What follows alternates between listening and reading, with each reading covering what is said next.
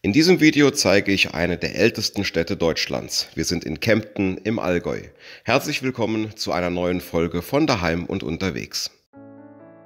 Wir starten unseren Rundgang durch Kempten am Fürststift, die ehemals fürstäbtliche Residenz. Zu sehen ist hier der wunderschöne Hofgarten, der sich hinter der Residenz anschließt. Wer einen schönen Spaziergang durch die Stadt machen möchte, der sollte hier seinen Ausgangspunkt wählen.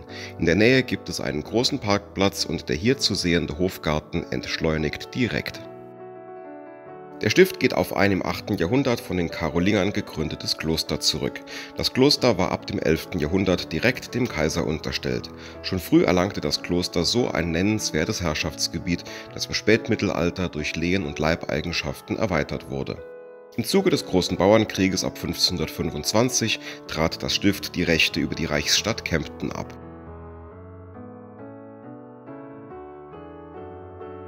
Im Dreißigjährigen Krieg wurden Stift und Stiftskirche niedergebrannt.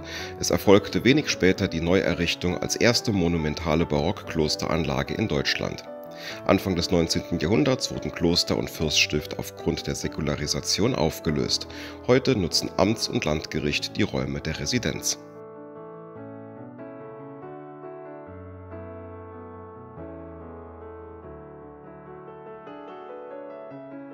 Am Residenzplatz findet man im Übergang zur Fußgängerzone in der Gerbergasse diesen Brunnen. Es ist der Mühlradbrunnen.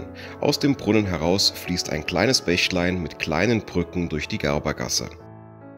Dieser Verlauf soll an den einstigen Bachlauf erinnern, der hier war.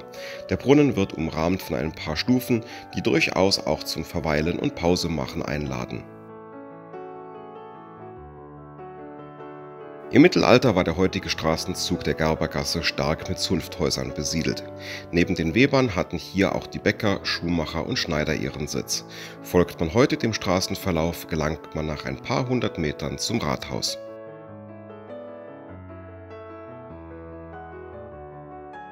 Das Rathaus von Kempten steht unter Denkmalschutz. Es steht als Hauptgebäude auf dem langgestreckten Rathausplatz, dem Kern der mittelalterlichen Reichsstadt und der heutigen Altstadt. Errichtet wurde es im Mittelalter im 15. Jahrhundert. An der Stelle, an der es heute steht, stand früher ein Fachwerkhaus aus dem 14. Jahrhundert, das ursprünglich als Kornspeicher diente.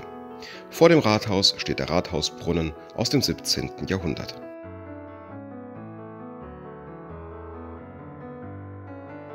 Obwohl es nur wenige hundert Meter von hier bis zur Fürstabtei Kempten sind, war es nur die Freie Reichsstadt Kempten, die über ein Rathaus verfügte. In der Verlängerung des Rathausplatzes treffen wir auf St. Mang. Dies ist die evangelische Kirche von Kempten. Die Kirche war ab 1527 das Zentrum der Reformation im Raum Kempten.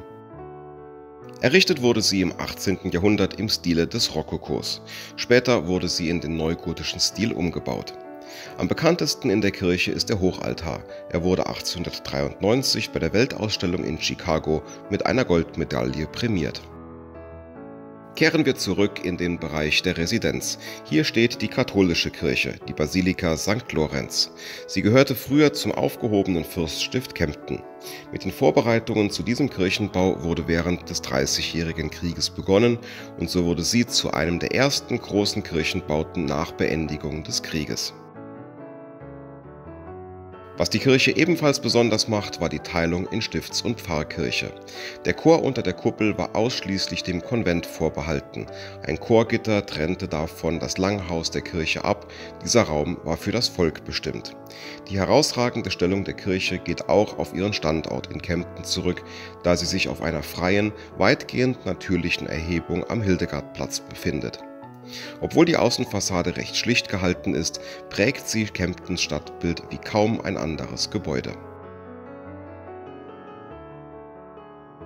Es stehen insgesamt 15 Altäre in der Kirche St. Lorenz. 7 davon stehen in den Seitenkapellen und jeweils 4 Altäre stehen im Chor und im Langhaus. Im 17. Jahrhundert wurde mit der Ausgestaltung der Kirche begonnen. Das aufwendig geschnitzte Chorgestühl und die zahlreichen Altäre sind nur ein paar Highlights, die man im Inneren begutachten kann. Ein Besuch der Basilika lohnt sich in jedem Fall. Wenn du dich für weitere Sehenswürdigkeiten aus Deutschland interessierst, dann findest du in der beigefügten Playlist bestimmt ein weiteres Video für dich. Und wenn du Videos vor allen anderen sehen willst, dann werde Kanalmitglied. Bis hierhin sage ich vielen Dank fürs Zuschauen und bis zum nächsten Mal.